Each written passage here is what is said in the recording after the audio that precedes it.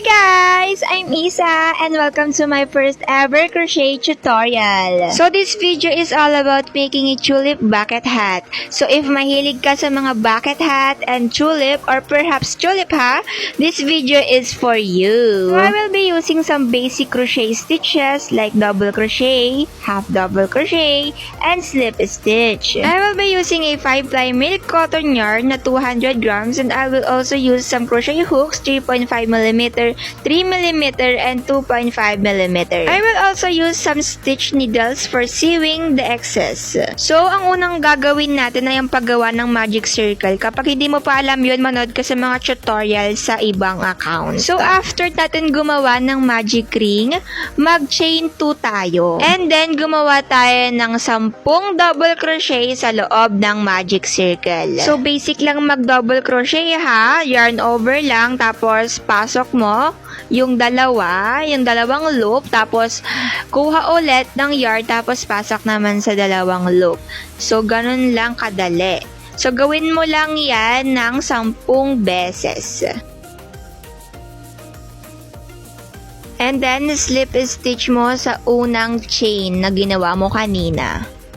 So, ang next step naman natin is gagawa tayo ng 2 chain or chain 2. Mag-chain 2 kayo after nyo mag-slip stitch. And then after that, gagawa kayo ng increase, which means, okay, gagawa kayo ng 10 ulit na double crochet, pero ngayon naman dodoblehin nyo. Sa isang stitch, 2 double crochet ang gagawin nyo. Bale, 20 double crochet ang magagawa nyo.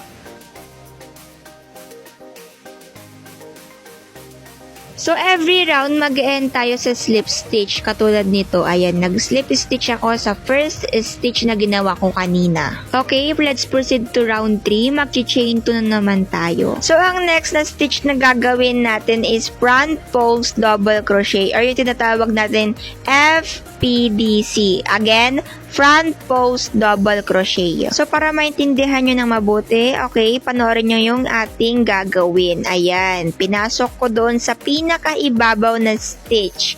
Okay, double crochet ha, double crochet. So, mag-yarn over, tapos ipapasok mo doon sa pinakaibabaw na stitch, no? Huwag mo siyang ipapailalim. And then, magdo-double crochet increase tayo, tapos magdo-double crochet, tapos magdo-double crochet increase tayo. So, gagawin natin yon 5 times, no? Simula doon sa ating front post double crochet hanggang doon sa ating double crochet increase. So, sundan nyo lang yung ating pattern dyan na ipa-flash ko sa ating screen.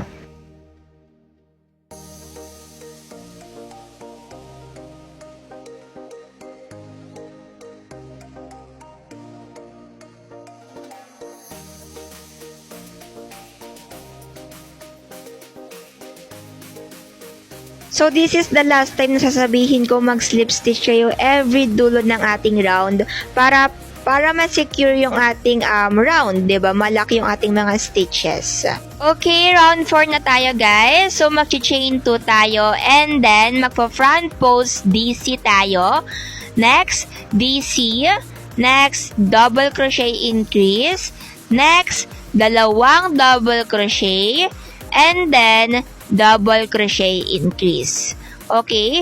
So, uulitin natin yon 5 times mula sa front DC or front post double crochet hanggang doon sa ating double crochet increase.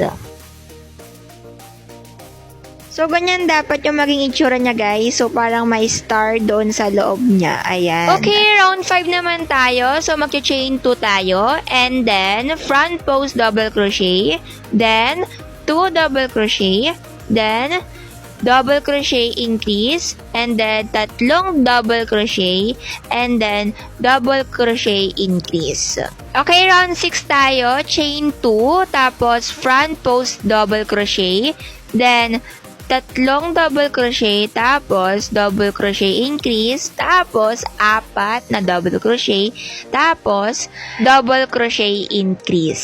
So, bali, uulitin nyo lang yon mula sa ating front post double crochet hanggang doon sa ating double crochet increase.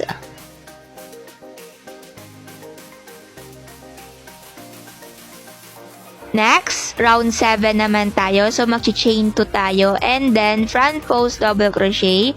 And then, 4 na double crochet. And then, double crochet increase. And then, 5 double crochet. And then, double crochet increase. And again, gagawin nyo siya or yung gagawin nyo yung pattern ng 5 beses. Sundan nyo lang yung ating pattern dyan, guys, para hindi kayo malito. Okay, tara na sa ating round 8 to 13. Round 8 to round 13 to. So, bale, 6 rounds to ha, 6 rounds. Ang gagawin nyo lang is mag-chain 2 tayo, and then magpo-front post double crochet tayo, and then 13 double crochet. And gagawin nyo yan sa buong round na 6 rounds, no? 6 rounds again, round 8 to round 13, no? So, 6 rounds na gagawin nyo yon.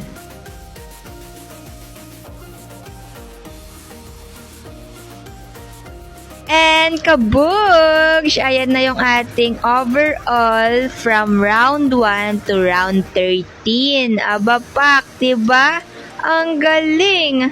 Loh, galing ng above na to. So, doon naman tayo sa brim, no? Sa brim naman tayo. So, round 14, mag-start tayo. Chain 2, and then front post double crochet, and then 5 HDC or yung ating tinatawag na half double crochet. Okay? 5 HDC, and then HDC increase, and then DC increase, and then HDC increase, and then 5 HDC. So, gagawin natin yan 5 times, no? Sa ating round 14. 5 times.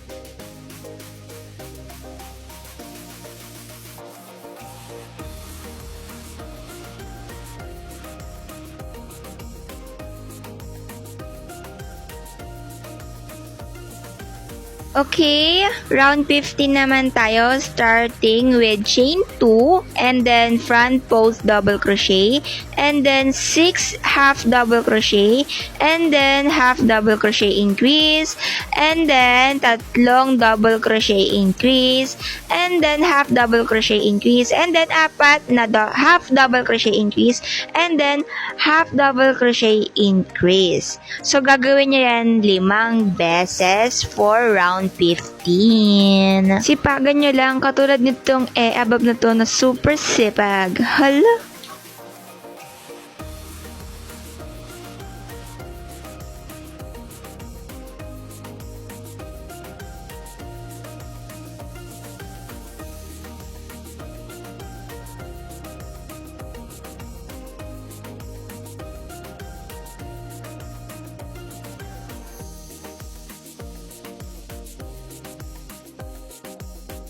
So, nasa second to the last na tayong pattern, which is yung round 16 natin. So, mag-i-start tayo sa chain 2, and then FPDC tayo, and then 8 HDC, and then 2 HDC increase, and then 2 DC INC or yung DC increase natin, and then 2 HDC increase, and then 8 HDC.